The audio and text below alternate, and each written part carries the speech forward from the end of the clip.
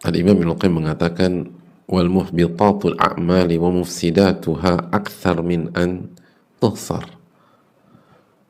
Hal-hal yang bisa menghancurkan, membatalkan dan merusak amal ibadah itu sangat banyak.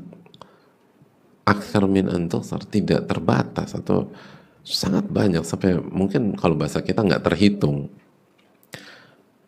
Walaysa sya'nu fil amal innama sya'nu fi hifdzil amal mimma yufsiduhu wa yuhbituhu. Ini kaidah.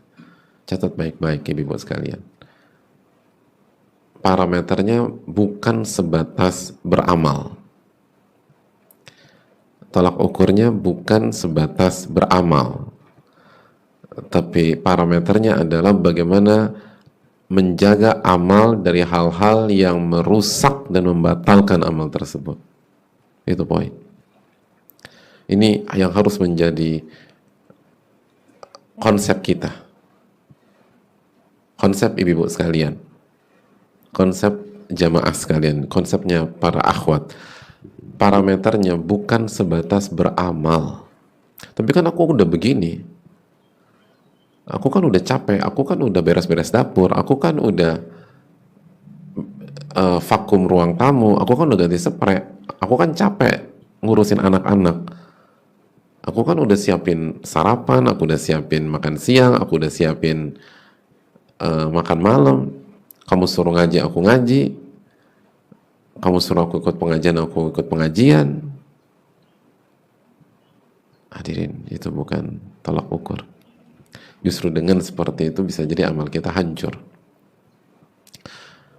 Tolak ukurnya adalah bagaimana menjaga amal dari semua hal yang bisa merusak amal tersebut dan bisa membatalkan amal tersebut. Itu poinnya. Itu poin. Jadi setiap kita melakukan sesuatu, baik ibadah mahdhah seperti sholat, puasa, berzikir, baca Quran, haji dan lain sebagainya, jangan berpikir yang penting aku sholat. Aku udah sholat kok tadi.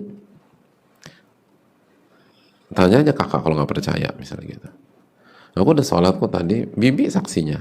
Nggak perlu harus demikian. Tapi apakah amal itu terjaga? Apakah amal itu diterima? Apakah amal itu terlindungi dari hal-hal yang bisa merusak dan bisa membatalkan? Itu poinnya. Jadi mulai sekarang ibu-ibu sekalian jangan pernah berpikir hanya beramal atau yang penting aku sudah kerjakan, yang penting aku sudah amalkan, yang penting aku sudah lakukan. Bukan, yang penting bukan aku sudah lakukan, yang penting itu amalku diterima, itu yang penting. Yang penting itu amalku nggak rusak, yang penting itu Allah terima amalku, yang penting itu Allah ridho dengan amalku, itu yang penting. Bukan hanya sekedar penting kan aku udah ngerjain ini, udah kelar kan, lihat dong gitu. Maupun mungkin amal-amal di rumah gitu, tugas kita sebagai istri, tugas kita sebagai ibu, tugas kita sebagai kakak perempuan, tugas kita sebagai adik perempuan, tugas kita sebagai anak. Jangan hanya sekedar aku kan udah ngerjain ini. Kadang-kadang anak, kok aku terus sih mah? Aku kan udah ini, aku udah ini. Kemarin mama suruh aku kerjain. Justru itu indikasi amal kita nggak diterima. Kalau memang amal kita itu amal yang soleh, diridhoi oleh Allah Subhanahu Wa Taala, nggak mungkin kita ngejawab orang tua kita setelah kita beramal. Justru semakin berbakti sama orang tua setelah kita beramal. Jadi ini kaidah yang penting sekali jamaah sekalian. Ada seorang istri mengatakan, aku udah capek mas, aku udah capek beb, aku udah begini, aku udah begini, aku udah begini. Hati-hati. Kalau memang amalan itu diridhoi oleh Allah, amalan itu diterima oleh Allah, tidak akan membuat kita berkeluh kesah, tidak akan membuat kita terpuruk, tidak membuat kita letih, tidak akan membuat kita down. Dan bisa jadi itu karena amal kita nggak diterima, karena kita ingin dapat feedback dari suami, kita ingin mendapatkan respon dari suami, kita ingin mendapatkan perhatian dari suami, kita ingin mendapatkan reward dari suami. Maka ketika kita nggak mendapatkan itu dari makhluk atau dari suami, akhirnya kita meledak deh.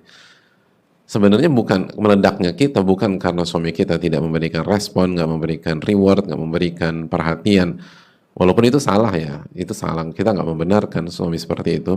Tapi meledaknya kita bukan karena beliau, meledaknya kita karena kita hanya fokus beramal dan lupa menjaga amalan itu sendiri. Akhirnya amalan kita tidak ikhlas. Amalan kita tidak karena Allah, amalan kita hanya terpaku pada respon suami, reward dari suami, feedback dari suami, perhatian dari suami, bulanan dari suami, hadiah dari suami. Maka ketika kita merasa kita sudah optimal, sudah maksimal, semua pekerjaan selesai, semua pekerjaan kelar, lalu suami tidak menambah bulanan kita, suami kita nggak memberikan hadiah, bahkan ucapan terima kasih sekalipun dia lupa, disitulah kita meledak, hadirin. Bahkan mungkin jangankan memberikan reward atau memberikan perhatian, justru dia sibuk atau suami kita sibuk dengan kerjaannya, bahkan di sebagian kasus terindikasi ada pihak lain, dan disitulah membuat banyak istri meledak, marah, emosi, merasa nggak dihargai, bahkan bukan hanya nggak dihargai, semua kerja kerasnya, semua upayanya, semua amal solehnya, merasa dikhianati oleh suaminya. Pertanyaan, kalau kita benar-benar menjaga amal kita, kita jaga keikhlasan, adakah amal yang dikhianati? Gak mungkin. Karena yang berpeluang mengkhianati kita adalah manusia. Yang berpeluang mengkhianati kita itu makhluk. Ya, itu berpeluang mengkhianati kita. Teman kita berpeluang mengkhianati kita. Sahabat kita bisa jadi mengkhianati kita. Saudara bisa aja mengkhianati kita. Bahkan suami kita bisa mengkhianati kita. Istri kita bisa mengkhianati kita. Tapi Allah, hadirin, Allah mengkhianati kita. Mungkinkah itu? Enggak mungkin. Mustahil. Inni haramtu dzulma ala nafsi. Kita sudah bahas haditsnya dalam kajian Riyadhus Shalihin. Allah berfirman, inni haramtu dzulma ala nafsi. Aku telah haramkan kezaliman pada diriku. Nggak mungkin aku berbuat zalim. Dan salah satu bentuk kezaliman adalah pengkhianatan. Allah berfirman dalam surat Ali Imran ayat 182, wa anna allaha laisa bidzallamin lil abid. Wa anna allaha laisa bidzallamin lil abid. Sesungguhnya Allah tidak mungkin menzolimi, mengkhianati, menganiaya hamba-hambanya. Nggak mungkin. Justru lihat awalnya, dzalika bima qaddamat aydikum. Yang demikian itu disebabkan perbuatan kalian sendiri. Wa annallaha laisa bidzallamin lil abid. Sesungguhnya Allah tidak pernah menzalimi hamba-hambanya. Maka ibu-ibu sekalian, para akhwat, para saudari-saudari kita, kalau kita benar-benar menjaga amalan kita dari hal-hal yang bisa merusak, bisa menghancurkan, bisa mencederai, dan diantaranya adalah ketidakikhlasan. Kalau kita bisa jaga, maka kita nggak mungkin terpukul, kita nggak mungkin terpuruk, walaupun orang-orang di dekat kita tidak mengapresiasi kita, walaupun suami kita nggak mengapresiasi kita, bahkan dia mengkhianati kita.